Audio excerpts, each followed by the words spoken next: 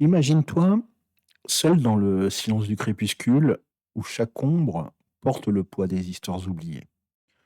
Ressens-tu ce frisson, cette lueur d'espoir qui perce l'obscurité?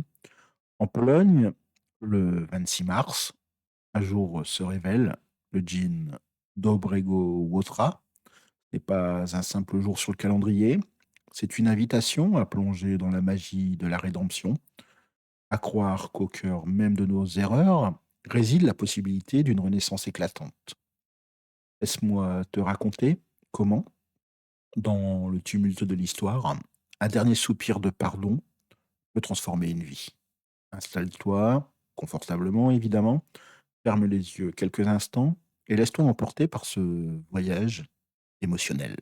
Vitam, sur le double K, l'espace où chaque mot, chaque silence résonne avec l'âme polonaise.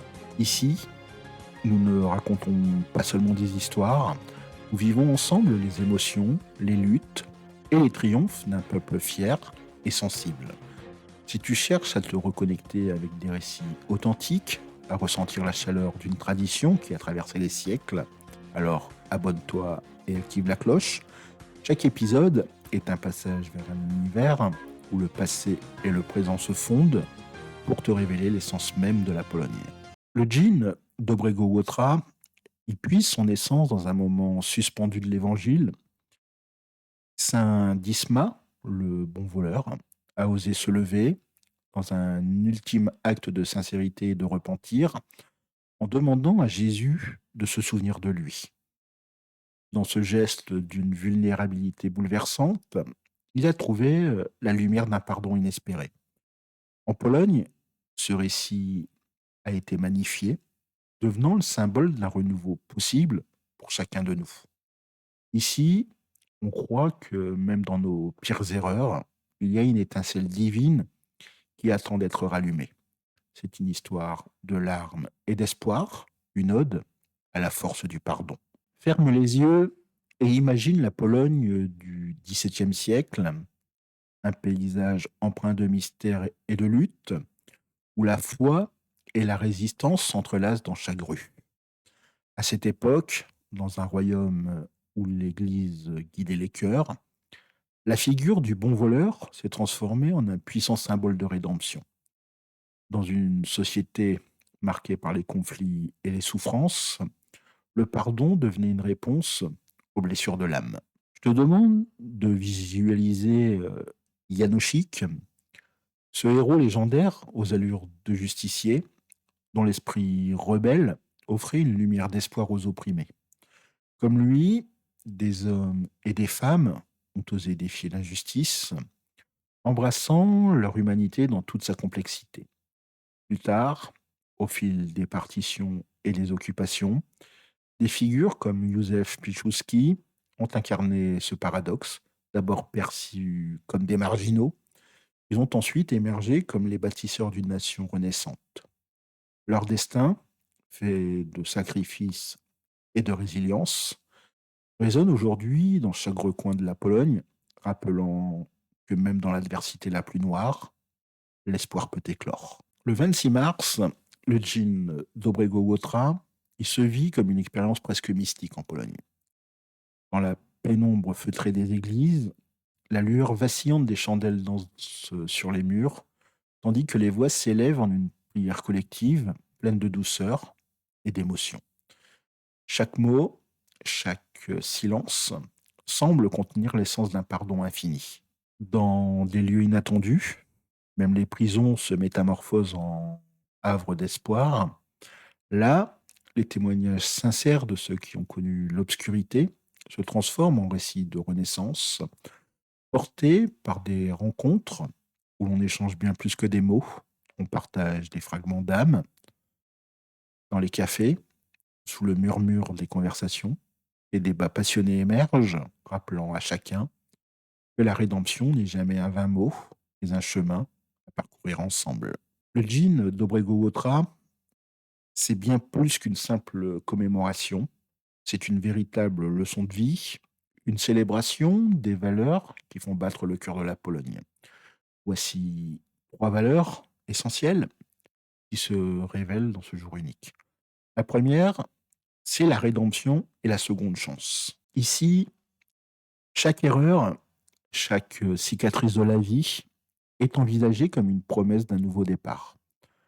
La culture polonaise a appris, à travers des siècles de combats et de douleurs, que le pardon n'est pas un oubli, mais une renaissance.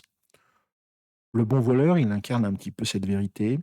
Il nous rappelle que malgré nos défaillances, une lumière demeure toujours, prête à guider nos pas vers la rédemption. Deuxièmement, tu as la solidarité et l'humanité partagée. Dans les pages de l'histoire polonaise, la solidarité a toujours été la clé pour surmonter les épreuves, que ce soit dans les bras d'une communauté ou dans les gestes simples de la vie quotidienne. La bienveillance et l'entraide se révèlent être des forces indomptables. Ce jour, il nous enseigne que chaque acte de compassion est une pierre dans l'édifice d'un avenir plus juste et surtout plus humain. Enfin, la dernière valeur, c'est cet honneur et cette justice réparatrice. Au-delà des lois, c'est un code un petit peu moral qui s'exprime dans la capacité à reconnaître ses fautes et à se relever. La quête d'un honneur véritable qui dépasse la simple apparence se fonde sur l'idée que la justice véritable est celle qui permet à chacun de se réinventer. Honorer le bon voleur, c'est célébrer cette force intérieure qui transforme l'erreur en apprentissage et l'échec en triomphe. Ces valeurs se fondent en une mélodie harmonieuse qui sent la trame d'une nation qui a su transformer ses blessures en beauté, ses pertes en leçons de vie. Elle résonne dans chaque sourire retrouvé, dans chaque regard de réconciliation. Ce djinn d'Obrego Łotra, il nous enseigne que même au cœur de nos moments les plus sombres, la possibilité d'un renouveau persiste. Ce jour, c'est un hymne à la résilience, une ode au pouvoir du pardon et à la capacité de chacun à se réinventer. Il nous interpelle. Et toi, es-tu prêt à embrasser tes erreurs pour mieux renaître? Partage tes ressentis, tes espoirs et même tes peurs en commentaire. Ensemble, construisons un dialogue sincère qui éclaire nos chemins respectifs. Si ce voyage émotionnel t'a touché, prépare-toi à explorer un autre pan fascinant de l'âme polonaise. Demain, je te convie à découvrir la journée du théâtre. Je vais te plonger dans l'univers enivrant du théâtre polonais, où chaque scène, chaque geste raconte une histoire de passion, de lutte et d'espoir. Je te demande de te laisser surprendre par l'art qui transcende le quotidien et qui révèle les multiples facettes de notre identité culturelle. Si cet épisode t'a profondément ému ou fait réfléchir, n'hésite pas à t'abonner au Double K, à liker et à partager ce podcast. Je te demande de rejoindre notre communauté où chaque voix compte et chaque histoire est célébrée.